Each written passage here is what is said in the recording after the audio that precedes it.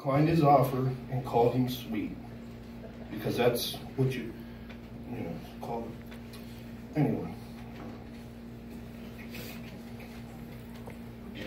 I left and you know, I spoke to the two others. They said I was okay. I'm in the right. You know, my car was parked, whatever. So I left. I went to pick up my daughter. As I got home, the police were at my house again for the 11th time. The police asked me my story. I told him. He walked away, said I'm walking a gray line, and left. That's it. 11 times though. Come on.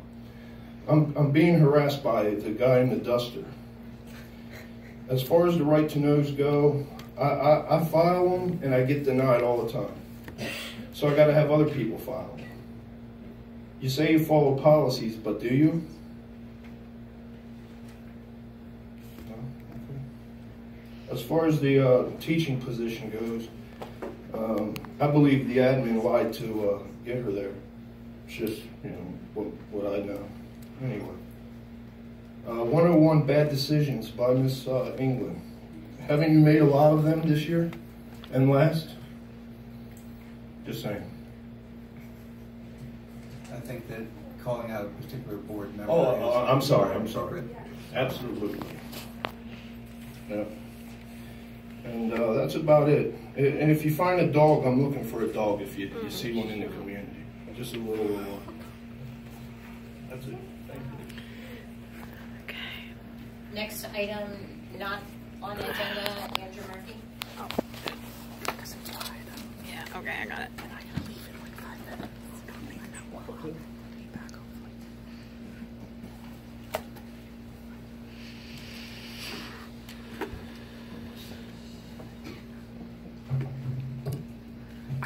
Andrew Murphy, 1828 Blacksbridge Road, Danville, PA. I didn't hear this last hour. Got things here. First thing, have there been any administrative meetings to review, modify the safety procedures in all 6 of our buildings following the recent incident at Jonestown? To clarify, talking about the building principals and the entire administration, the whole team together.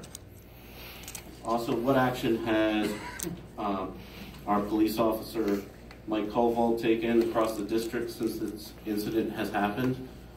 We always want to improve our safety, so I'm curious where that is. The budget. The budget proposed is 1.8 million short. That's what we found out at the 6 o'clock meeting. I'm still unsure of where this 300,000 and the 290,000 accounting rate is coming from. Because if you're going to label it as an expense, you've got to bring the money in. So I'm guessing it's coming from our taxes. So that's $590,000 coming from our taxes in a time where we're in dire straits. You're at 1.8 million. Last year, the 2017-18 year to the 2018-19 year, the ending fund balance difference was almost 1.9 million. So you lost 1.9 million last year. The proposed right now is going to drop us down to the ending fund balance of $634,000, which is a difference from last year's ending fund balance of almost 1.9 million. So we're just using the round numbers there, but just going off the information you guys are giving us. Why spend that money, that $590,000, when you could put that to other things you desperately need? You could put that towards teachers or whatever programs. This money has been owed. I requested and I got audits for the yearly audits from 2011 and 12 through this past year. Almost $1 million has been owed from that fund to the general fund on every single budget. So we're talking 8 years. If it's taken us this long, if all the bills have been paid, why touch that money now when you need that money? You need that money. You go, the next budget, you're going to be in the hole. Why? I said last year, do not raise taxes on us unless you do major cuts. Coming in $1.8 million deficit is not major cuts. That's the same place you were last year. So I want to know what's going to be cut. Regarding the right to knows, what's the cost of the right to knows compared to how much you spent with the administration, with the dildo incident, and then didn't even follow your solicitor's information on recommendation on what to do? You dropped it. That money was a waste. We request right to knows so we can get the information to try and help get this school district back on track. You guys are going to run out of money. You're not holding people accountable. Bullying is rampant. Something needs to be done. The only way we get information is right to knows. You won't answer us here. Thank you, Mr. Murphy. Bill Carroll? Good job.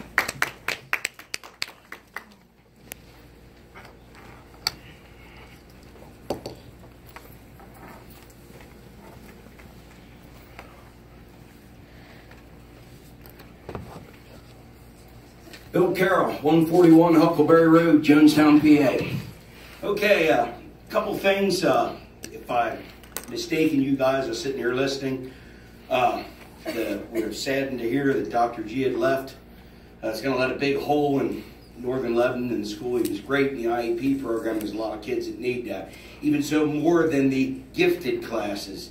My son was one of the people that benefited from Dr. G. Now, therefore, moving forward, when the time arises that we do hire someone to fill that void, that gap that man has left when he left here, I heard that we would possibly, the lady that, or person that was going to be hired on for the job, kind of sounded like people with blinders on. That's the only one we're going to see. When you're looking for a spot for a number one horse, you got to hire the best one you can find. So if another one comes in, maybe it's a little better, I'd consider that. I wouldn't want to rob the kids of not having that down the road when financially we can do such thing. Moving in along with the Jonestown incident, I happened over there at the elementary school. As a former combat vet, and anybody that served in combat, we all know you secure your perimeters and all that kind of stuff to keep the enemy out. As of now, you can walk right through their gates. It's still a free-for-all over there, so I don't know what's going on there. I wouldn't be doing that mine. I'd have it chained and hard locked as much as I could to keep people out. That's about it. That's all my input on that. Oh, one more thing before I get off. We need to save some money again. I heard that Mr. Yavich left. The attendance thing with my kid, that still hadn't been resolved. Me and my wife got it resolved because, like always, you got to take care of business. I guess it's the only way stuff happens. In the process, we got it rectified by calling over to VOTEC and having them send the letter back in, and then, of course, miraculously, I got a call an hour or so later from Mr. Yavich that he had corrected this matter and now it was all done. The funny, ironic part of the whole story was, at the end of the school day, I got a follow-up call from Mr. Yavich stating me that my son had a whiskey flask. There was talks of this, almost like he was being singled out. Mr. Carroll, can we just ask you to be respectful of admin when you're addressing personal names? Oh, I'm sorry. Sorry. We'll call him Mr. Y, the guy that's retired. So anyways, this individual was, I'm going to say, my kid was getting singled out. Whether it was by that individual or somebody else, I don't know. It's kind of a bunch of horse crap to me. But I just thought that was odd that I would receive a phone call from that individual and not, like, when I went to school, it was the principal that would call you and tell you this stuff. Not the person that I ripped into earlier that day and made him rewrite his wrongs and do his job, basically. That's all I have to say. Thank you. Gundam, sorry. Spoken enough. I could get my name again.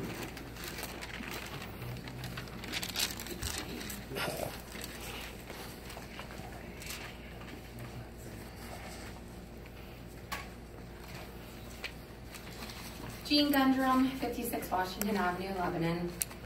So, huge shout out to Jonestown Elementary. I love you guys. I have a first grader and I have a third grader, and Mrs. Bolts. We love you, and Mrs. Turner. Can't say They names. did great. They did wonderful. I'm proud of them. What I don't like is that a certain individual went on TV and lied. He lied stating that the resource officer for Northern Lebanon does rounds for all the schools in the district, and that just so happened that day he wasn't there. I want to know, how many times has Colville actually been at Jonestown Elementary? I know of one time because a pedophile got in. Names, please. Okay. I know of one time that he was there because of a pedophile at Jonestown Elementary, but no other time. I've not seen him go around the school. I haven't seen him check on anybody. I seen him last week, though, after this happened. That was it. So I don't think getting up in front of everybody and lying to the community about what happened was right. I think that maybe Mr. Rizzo should have principal at Jonestown Elementary should have had the opportunity to speak for his own school.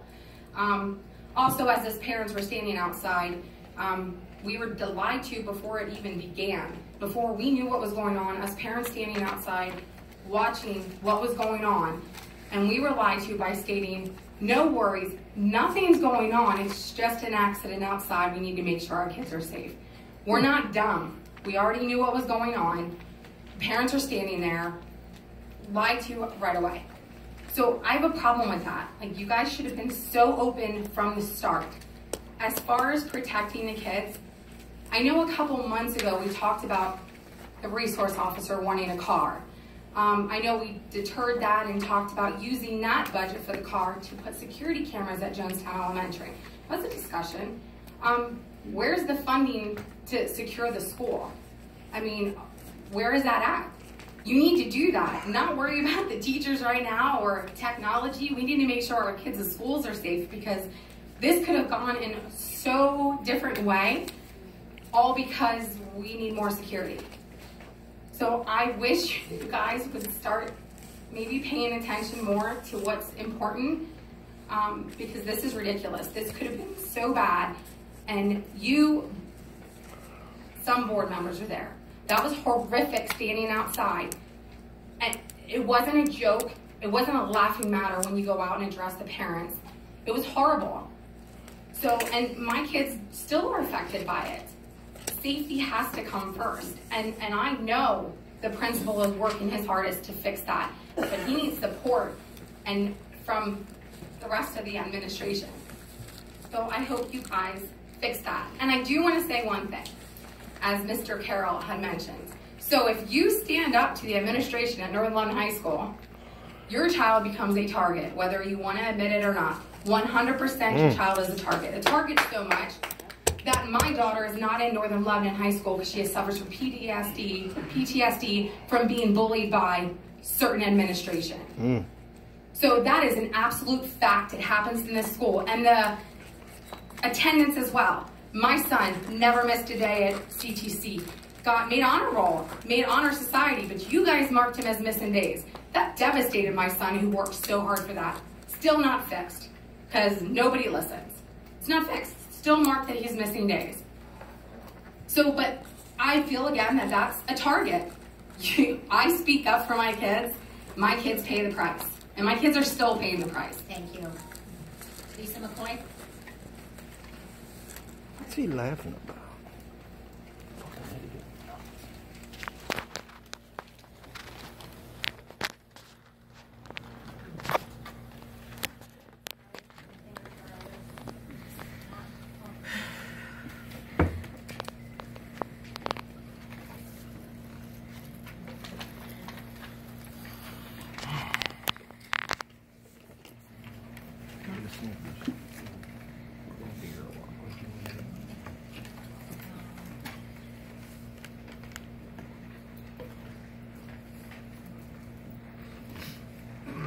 Mrs. McCoy, in the interest of time, we are going to start the timer. Oh, that's fine. I can go right in. I haven't moved. So I want to know about the safety and what it means to each of you as a board member and the administrators, because as a community member and as a parent, it appears our meanings are quite a bit different. As a parent and a community member, I expect honesty, accountability, and facts. In light of the recent event at Jonestown, I would like to know, what is the communication process between parents, local first responders, police, and the school during an active shooter or a crisis event? I want to know, when will the lying stop in this district by the district and voted officials? When will this board and administration stop thinking about themselves and start putting the students in this district first? In March of 2019, the President of the United States of this great America appointed Mrs. DeVos the lead of the Federal Commission of School Safety. And in December of 2018, the commissioners presented their final report to the President. This report was in your email because it's 180 pages long.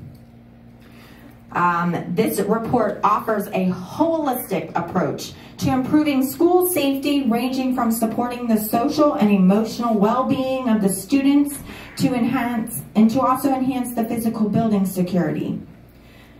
As I stated, I've sent all of this to you in an email earlier today to include the administration as well. Under Section 1, preventative, it states, character development is a key to a successful society. There must be intentional efforts to foster both academic advancement and the moral, ethical, and social emotional developments of student character. Development is essential for a healthy school climate. I printed those out and gave that information to you. Those are the first 2 chapters of the summary, just so that you had the information. On to some facts. Students need an adult to turn to if they're dealing with any kind of cyberbullying or any of those issues. Unfortunately, here at Northern Lebanon, there aren't too many people in the upper level that students feel that they are able to go to without having a target placed on their back then later. Cyberbullying and traditional bullying goes unreported. Cyberbullying is not a technology issue. It is a social issue. All of the research says that parents are supposed to alert staff, and we're supposed to help, and we're supposed to do all of this, but unfortunately in this district, if you do that, like Mr. Carroll said, and like Mrs. Gundrum said, and like Mr. Miller has said 1,000 times, and I continue to say, you get put a target on. We're supposed to support. Where is the support? Where is the humanity in dealing with these students when they report these issues?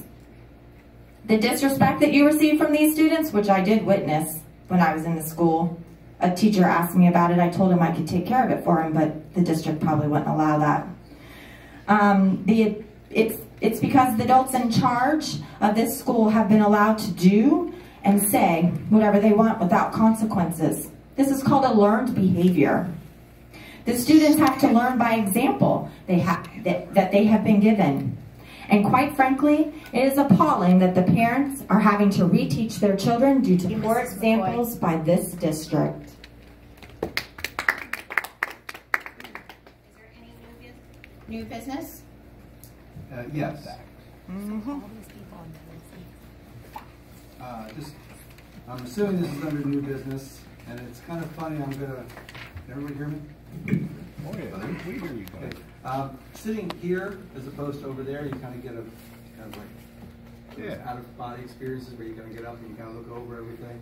And the one thing that I noticed, and I was probably very remiss when I was in Amy's seat, but in requiring it, and that is board members.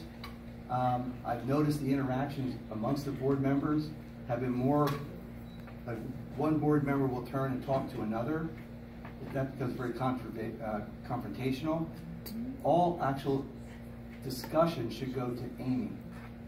So as we're talking, we should be looking at Amy.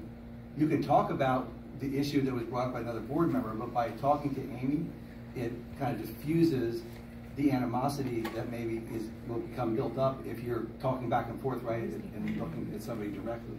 So just an observation this evening. We've come so far, and really proud of our president, vice president, and Trevor, that they brought a lot of stuff to the table, and this I think is just one little thing that I've just kind of observed that I think would just take us a little bit further. Thank you.